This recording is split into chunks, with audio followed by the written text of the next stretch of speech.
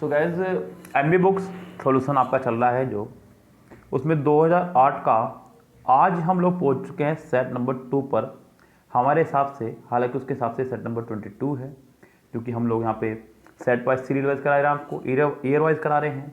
तो अब year wise में 2008 का ये सेट नंबर 2 है हमारे हिसाब से। इस गाइज यहाँ हम लोग क्वेश्चन नंबर 1 से शुरू करते हैं बात। एसएससी स्टैटिस्टिकल इन्वेस्टिगेटर्स ग्रेड 3 का एग्जाम है कंपाइलर का, यानी कि इसमें भी होंगे आपके 100 ही क्वेश्चंस। ठीक है, तो यहाँ पे क्वेश्चन नंबर 1 से शुरू करते हुए आगे बढ़ेंगे। कह रहा है कि in questions a part of the sentence is underline below are given alternatives. तो यहाँ पे जो अल्टरनेटिव पार्ट है, अंडरलाइन पार्ट है, उसके 4 अल्टरनेटिव्स दिए गए हैं।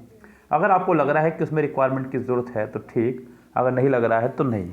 यस गाइस, तो यहाँ पे जरा थोड़ा सा ध्यानपूर्वक काम करना होगा। कह रहे कि डैड्स इलनेस गेव अस सम एनेक्सियस मोमेंट। एनेक्सियस मोमेंट मतलब चिंता के क्षण, चिंता के क्षण। तो ट्रबल, डिस्टर्ब, वरिड। तो गाइस यहाँ पे एनेक्सियस अपने आप में ही इनफ है अपने मीनिंग को देने के लिए। यहाँ पर अन्य किसी शब्द की जरूरत नहीं है, इसलिए इसका आंसर आपका हो जाएगा डी, नो इम्प्रूवमेंट। कह रहा है कि the young athlete architect had devised many buildings before coming to Bombay. तो गाइस यहाँ पे कह रहा है कि जो यंग आर्किटेक्ट है उसने कई सारे डैश किए हैं बिल्डिंग को मुंबई आने से पहले। तो गाइस यहाँ पे डिवाइज नहीं, डिजाइंड होना चाहिए था, जो ज़्यादा बेहतर होता। गाइस यहाँ से भवन की रूपरेखा को तैयार करने के लिए हम लोग डिज़ाइन का इस्तेमाल करेंगे, नॉट डिवाइज्ड का। तो इस सेंटेंस में आपका आंसर हो जाएगा पहला ही करेक्ट, यानी कि इसका आंसर आपका हो चुका है ए। कह रहे कि the village has a temple besides the lake. Village के अंदर जो है टेम्पल है, लेक के अलावा, ये कहना चाह रहा है, या फिर लेक के बगल में, ये कहना चाह रहा है। जरा सोच के देखिए, the village has a temple besides a lake, फिर तो ये होना चाहिए था। अगर आप लोग बिसाइड्स लगाना चाह रहे हैं तो फिर अ लेक आपका होना चाहिए था। हालांकि वो यहाँ पर कहना चाह रहा है बगल में, तो बगल के अर्थ में हम लोग इस्तेमाल करते हैं ओनली बिसाइड का, एस का इस्तेमाल आखिरी में नहीं होगा, यानी कि इसका आंसर आपका हो जाएगा A correct. After a long lunch break business resurfaces as usual. Resurface मतलब दोबारा उभर कर सामने आना, दोबारा उभर कर सामने आना। लेकिन यहाँ पर गाइस कह रहा है कि लंच के बाद में हमने काम को फिर से शुरू किया, तो रीअज्यूम्स का ज़्यादा बेटर रहेगा, यानी कि इसका आंसर आपका हो जाएगा ए करेक्ट। फिफ्थ कह रहा है कि they stood gazing at Taj Mahal lost in estimation. तो वो they stood gazing at Taj Mahal, खड़े होकर जो है ताजमहल को घूर रहे थे, लॉस्ट इन एस्टिमेशन, और उसके एस्टिमेशन में खो गए। एस्टिमेशन मतलब मूल्यांकन में खो गए। तो गाइस यहाँ पे मूल्यांकन नहीं, उसकी प्रशंसा में खो गए, ये कह सकते हैं आप लोग। एडमायरेशन, रेस्पायरेशन नहीं होगा, सांस लेने का आना जाना, और सेटिस्फैक्शन भी नहीं। तो इसका आंसर आपका हो जाएगा एडमायरेशन, यानी कि इसका भी आंसर आपका हो जाएगा A correct. The meeting was held under the auspices of the Lions club.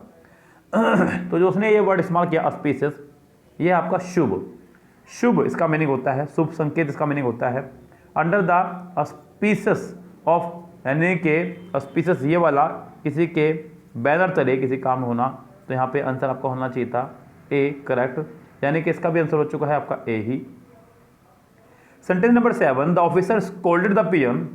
Officer ने पीएन को स्कोल्ड यानी कि डांटा in front of the clerk, clerk के सामने, क्लर्क के सामने। तो गाइस यहाँ पे इन फ्रंट ऑफ तो आपका करेक्ट है ही, आप इसके आगे इसकी जगह बिफोर का भी इस्तेमाल कर सकते हैं, बिफोर द क्लर्क, क्योंकि बिफोर का भी मीनिंग आपका सामने के अर्थ में इस्तेमाल होता है। पहले तो इसका है ही मीनिंग, सामने के अर्थ में भी इसका इस्तेमाल किया जाता है। The guilty tremble before the king, अपराधी राजा के सामने घबराया करते थे, ये कहना चाह रहा है इसलिए। Herbal medicines are very efficient in the treatment of jaundice. Herbal medicine जो हैं बहुत इफिशियंट हैं जॉन्डिस के ट्रीटमेंट में। तो गाइस यहाँ पे इफिशियंट नहीं, इफेक्टिव, प्रभावकारी। तो यहाँ पे इसका आंसर आपका होना चाहिए बी करेक्ट। क्या हो जाना चाहिए इसका आंसर? बी प्रॉपर इसका आंसर आपका हो जाएगा, यानी कि इसका आंसर आपका है B. As per the central government order, people having double cylinder connections are not eligible for kerosene. वो लोग जिनके डबल सिलेंडर हैं कनेक्शन, उनको केरोसिन यानी कि मिट्टी का तेल नहीं मिलेगा, ये कहना चाह रहा है। तो गैस ठीक है, बिल्कुल सही बात है। कोई सेंटेंस में प्रॉब्लम नहीं है, मुझे तो कोई दिक्कत नज़र नहीं आ रही है, ये बिल्कुल ठीक है sentence. He refuse the allegations of the boss, he refuse the allegations of the boss. So guys उसने कह रहा है कि ही रिफ्यूज यानी कि मना करना, इनकार करना। तो गैस यहाँ पे रिफ्यूज का मतलब किसी पास्ट की घटनाओं को इनकार करने से होता है, जो कि यहाँ पे नहीं आना चाहिए। यहाँ पर रिफ्यूटेड यानी कि खंडन करना, या आरोप या अफवाह का सच बताना या झूठ बताना, उसका क्लियर करना। तो इसका आंसर आपको हो जाएगा ए करेक्ट। 11 से 15 आपको कह रहा है 4 वर्ड दिए गए हैं, इनमें से कोई एक वर्ड करेक्टली स्पेल्ड है, आपको उसे फाइंड करना है। हालांकि यहाँ पे एक ही स्पेलिंग को घुमा फिरा के दिया हुआ है, तो ये थोड़ा सा इजी आपके लिए रहने वाला होता है। आप सिर्फ उसकी स्पेलिंग लिखिए और मैच कीजिए। जैसे कि पहला वर्ड है डिजीज, और डिजीज की स्पेलिंग लिखिए और उससे मैच कीजिएगा। सो डिकीज है गाइस, यहाँ पे DECEASE, यानी कि आपका आंसर हो जाएगा यहाँ पे सी करेक्ट। अगला वर्ड है आपका डाइटिंग, DIA, डाइटिंग यानी कि आपको पता ही गाइस खान पीन का ध्यान रखना थोड़ा सा। सो DIETIENG, डाइटिक के आईएनजी लगाओ, सिंपल डाइट टिक करके आईएनजी लगा दीजिए, बात खत्म। अगला है एक्सटेम्पोर यानी कि बिना किसी तैयारी के, एक्सटेम्पोर यानी कि बिना किसी तैयारी के, इसका तो पहला ही वर्ड मुझे लग रहा है सही, एक्सटेम्पोर, तो यस इसका पहला ही करेक्ट हो जाएगा ए। अगला है आपका ऑब्सोलेट, ऑब्सोलेट मतलब पुराना या प्रचलन से बाहर। तो स्पेलिंग लिखिए अपनी और उसकी मैच कीजिएगा। ये लीजिए, ये लीजिए, ये लीजिए, यानी कि इसका आंसर आपका हो जाएगा बी करेक्ट। आगे बढ़ेंगे गाइज यहाँ पे हम लोग, तो आपका है नेक्स्ट वर्ड स्किलफुल। तो गाइज ये भी बहुत इजी सा वर्ड है, SKILFUL, स्किलफुल। तो इस सेंटेंस का आंसर आपको हो जाएगा सी करेक्ट। 16 से 25 आपको दिए गए हैं वन वर्ड सब्स्टिट्यूशन। आपको इन शब्दों के लिए एक वर्ड बताना है जो क्लियरली मीनिंग देना चाहिए। जैसे कि पहला है आपका one who abstains from alcoholic drinks, जो अल्कोहलिक ड्रिंक से दूर रहता हो, परहेज करता हो, उसे बोलते हैं गाइस टीटोटालर, शराब से नफरत करने वाला, शराब से नफरत करने वाला टीटोटालर, यानी कि 16 का आंसर आपका हो जाएगा A correct. Information gathering activity, कोई इन्फॉर्मेशन जो कि एक्टिविटी से आपने गैदरिंग की हो, लॉजिस्टिक्स, रिकॉन्सियंस, सबरवर्जन या फिर कंफ्लोक्स। सो गाइस यहाँ पे 17 का जो आपका आंसर है वो हो जाएगा correct B. Hard to understand, जिसे समझना बड़ा मुश्किल हो रहा हो, पंक्चुअस, ऑब्स्ट्यूस, एब्सर्ड, ऑब्स्ट्रूस। 18 का आपका आंसर हो जाएगा एब्स्ट्यूस, डी करेक्ट। चलते हैं आगे, 19 में क्या कह रहा है, subtle difference in colour meaning ETC, यानी कि सटल डिफरेंस का मतलब गाइस हल्का सा डिफरेंस किसी चीज़ की कलर में, मीनिंग में आदि में, तो उसे बोलते हैं गाइस नाउंस। नाउंस मतलब जरा सा फर्क, नाउंस मतलब जरा सा फर्क। तो इसका आंसर आपका हो जाएगा A correct. A place of refuge and safety, एक ऐसा स्थान जहाँ पर शरण दी जाए और आपको सुरक्षा भी दी जाए, सैनिटोरियम। सो एजाइलम, वैसे एजाइलम इसको लिखा जाता है लेकिन बोलते इसको जाइलम ही है गाइस, तो इसका आंसर आपको हो जाएगा B correct. Incapable of being corrected, incapable of being corrected, जिसको सुधारा ना जा सके, इनकोरिजेबल, क्या हो जाएगा यहाँ पे incorrigible. Skillful of handling things, guys अभी स्किलफुल की स्पेलिंग ऊपर आई थी, आप यहाँ से मैच कर सकते हैं स्किल स्पेलिंग को, क्योंकि कुछ बच्चे जो हैं स्किल की स्पेलिंग ये लिख सकते हैं, मुझे पक्का कंफर्म है, तो यहाँ कंफ्यूज हो रहे होंगे बच्चे। अब यहाँ से मैच कर लीजिएगा उसकी स्पेलिंग को, आपको क्लियर हो जाएगा। स्किलफुल एट हैंडलिंग थिंग्स, चीज़ों को हैंडलिंग करने में एक्सपर्ट होना, इसको बोलते हैं डेक्स्ट्रियस।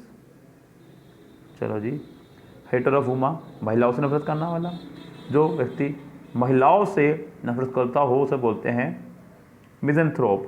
नहीं ये तो माना जैसे हो जाएगा मिजोगाइनिस्ट, मिजोगैमी, गैमी बोलते हैं विवाह को, गैमी बोलते हैं विवाह को, गायनी बोलते हैं महिला को, तो मिजोगाइनिस्ट इसका आंसर हो जाएगा।